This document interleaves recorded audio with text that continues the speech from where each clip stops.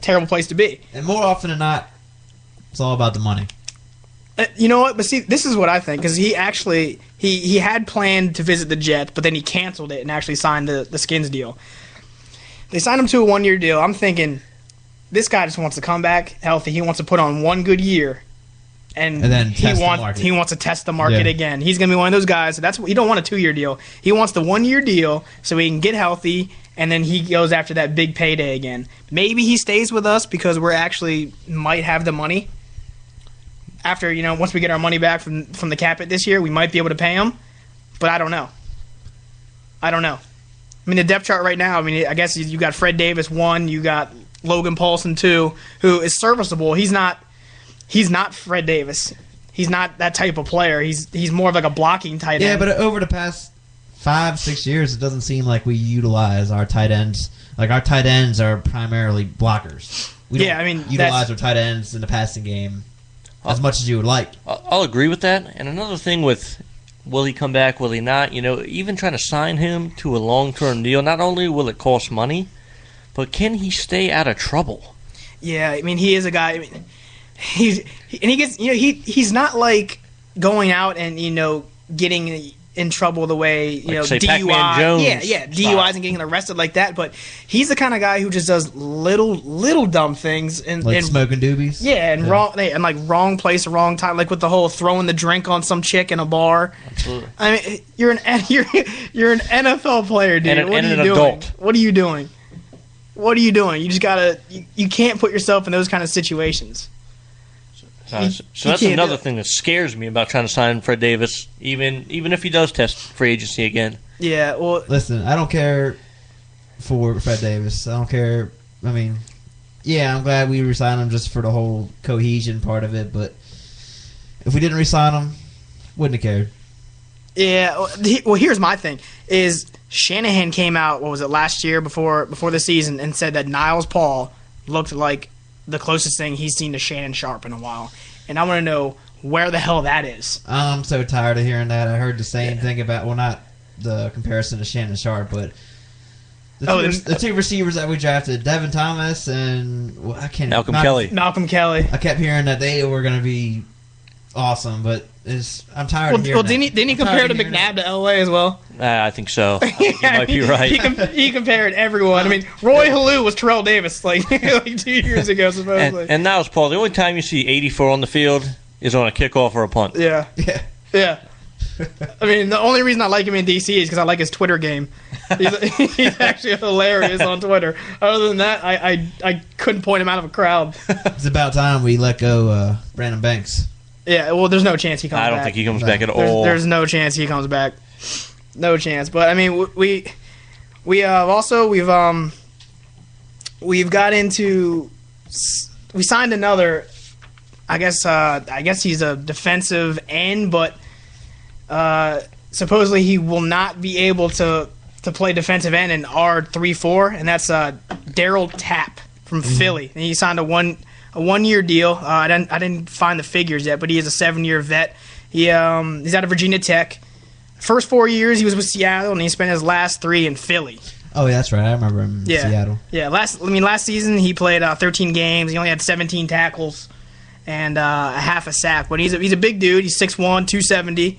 But everyone's saying that he doesn't fit the mold of 3-4 D end, and he moved to outside linebacker. But with the outside linebackers we have, you're talking Arakpo and Kerrigan. Just for depth. But do we need that kind of depth right now? With our secondary so bad, do we need to waste money on depth in those kind of positions? Especially when we have Rob Jackson, who, he is suspended for the first 4 games, and we'll get into that later. But do we need to go out and sign more people on our front 7 when our secondary is what killed this team? Yes, and I'll tell you why. Oh, I can't wait to hear this. Yeah, I'm quite intrigued. Yeah, I can't wait. This is, you know what? The only reason he's going to say this is because he was a damn linebacker. If this kid was a corner or a safety, he'd be screaming no right now. Absolutely screaming it. Boys, the better your pass rush is, the better your coverage is. But he's not going to be on the field. Who played more downs on the defense last year than anyone? Kerrigan. There's a position he's not going to go in for. He played more downs than Fletcher. I think so. I think he didn't. I don't think he missed a defensive down. He might be right. I'm pretty sure he didn't miss a defensive down. And I mean, with Darryl Tapp, I'm pretty sure I remember him at Virginia Tech. Carried around the lunch pail, had the lunch pail attitude, work ethic. Whatever. That's all shtick. Well, I don't. What do you say? He's a blue collar guy. Yeah. I mean, stop. Punching his time card. He would have ended up in Cleveland if he was that type of guy. He's like Jeff on a Saturday. Yeah. Look at him. These guys still in uniform. Hey, pays the bills. It's just, I just don't think we need it. I really don't think we need it, and it frustrates me. Listen, look what the good teams do. The Giants, what do? They spend money on the D-line. The Ravens, what do? Spend money on the D-line. But they get sillies on the D-line. Hey, They get sillies. They don't go and get nubbers who are going to come in and play 1 to 5 downs a game. And it's not. This guy's not even on the line. He's going to be an outside linebacker. Yeah, but more often than not, when you bring in a DN out of a 4-3 system, he's going to be blitzing. Yeah, he's going to be at the rush end. Yeah, I just don't like it. I mean, I think you know what this kind of, and honestly, what this kind of says to me, that they don't have a lot of faith that Arakpo is going to be fine. I feel like they're kind of saying, well, just in case, and since we have Rob Jackson suspended for their first 4, we're going to need someone coming off the corner because we let Lorenzo Alexander roll, and he's now in Arizona. Yeah. Well, Arakpo is another guy that's kind of, he's got to poo or get off the pot. I mean, that's a guy who I love him. I mean, he's I sweat him. I do, but it's just got to stay healthy. He can't stay healthy either, and it's what scares me is it's the same injury. That same injury, which supposedly keeps reoccurring once you tear it once. Once you tear that pec, you're screwed, and it's just going to keep. That'll always be a season injury. So if he gets hurt again, like say week 2. Yeah, I mean that's not something that you can ice down and you'll be back in 4 to 6. That's something that you just shut it down for the rest of the year. But we'll see. Time will tell. Injuries part of the game. Yeah, well, some guys they just can't get on the field. But are you happy with what we have in the secondary? I'm all for. Well, I think we should go into the signings. The signing that we had in the secondary. That's fine. We can do that. I mean, we did just sign. You have the stats on EJ Biggums? EJ Biggers? Biggers, yes, sir. That's what I meant. I do. For anybody out there who may not know EJ Biggers, looks like he's going on his 5th year in the league. Tampa boy. 5th year in the league, was just at Tampa. Looks like he put up 41 tackles. He was with Raheem, right? He was. And Raheem actually drafted him, correct? He was.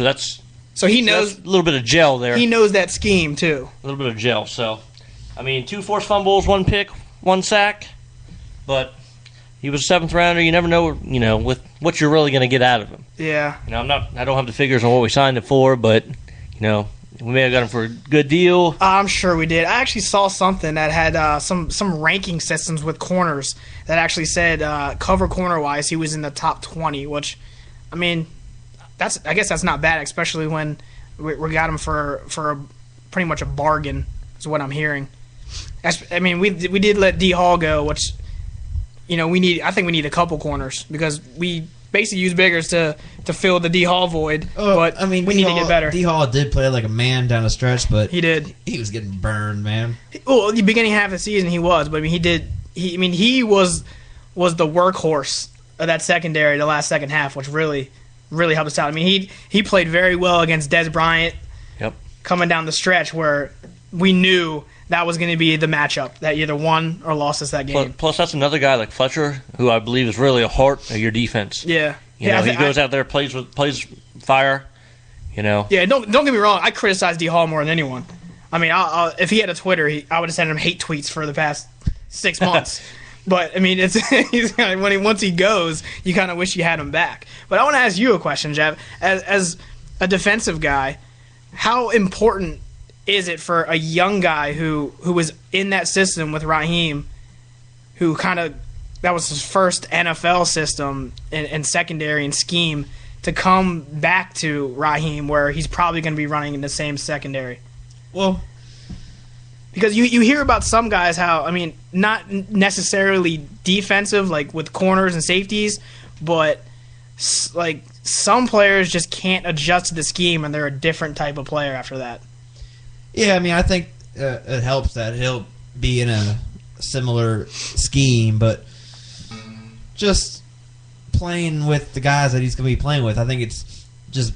I think more importantly than anything, it's just big getting the chemistry with the other DBs and safeties. You know what I mean? Yeah. I think that's a big factor as well. So we'll see. We'll see how these guys do. I think it's going to be a brand new secondary. Actually, I think they're going to hit it heavy in the draft. Hey, the way we're putting up points last year. I mean, well, not the whole season, but yeah, we did have a dynamic offense. But go ahead. Go ahead. Well, I was just going to mention while you were on the topic, you mentioned the draft, talking about the secondary. I watched Tyrann Mathieu' pro day the other day. How'd he look? I thought he looked good. I missed it. I didn't think he looked bad. But at what cost do you take a shot at him? What round do you wait? I would take him. Let's see. We don't have a first. We have second, third. I'll take him third rounder. You give him a third rounder for him? Oh yeah, I don't care if he's got character issues, but that's to say, like, I don't care about character issues. I mean, if I was paying guys, I probably would, but you know what? I heard an interview the other day actually with Deion Sanders, who actually sat down and spent time with him, and he claims that this guy is the real deal. He says, he goes, I asked him the hard questions. I talked to him, about the drugs, asked him when's the last time, he smoked weed and been around it, and, just went right at him.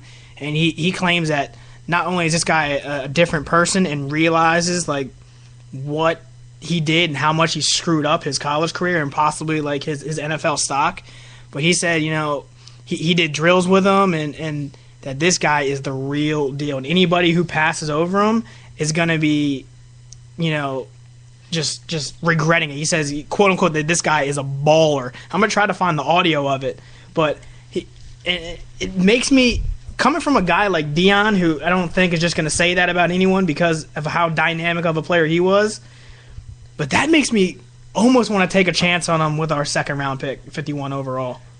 I think second round is kind of high, but is it high if he turns into like a Deion type player?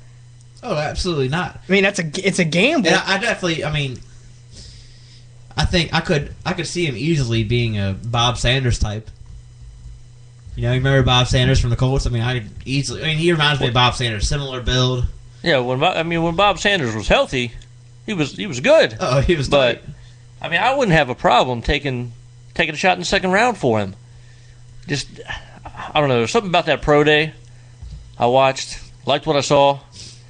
I mean, why is everybody saying these third, fourth round character issues? The only reason I say third round is because I don't think anyone will take him in the second round. And so you know how it is when you're doing a fantasy draft. You're looking at a player, and you think that you may grab him too early. You know what I mean? And you're like, oh crap, I should have grabbed him in the later round. But that's how it is. So you never know. Someone could take him first round. Someone could surprise everyone. So, do you think that's a possibility? Because honestly, I think it could be. I think some team who maybe has a lot of picks, like maybe like the 49ers, who have like. Yeah, I can see the Patriots doing it. A lot of someone who thinks that they could actually. Belichick loves taking guys with character issues. Oh yeah. Yeah. And turning their lives around. Yeah, and then just laughing at everybody else, saying like, "You donks couldn't do it, but I could. That's why I'm better than you. That's why I have rings. Yep. That's why I'm one of the GOATs, the greatest of all time. That's just how it is." And I honestly think that he can end up going a lot earlier than most people think.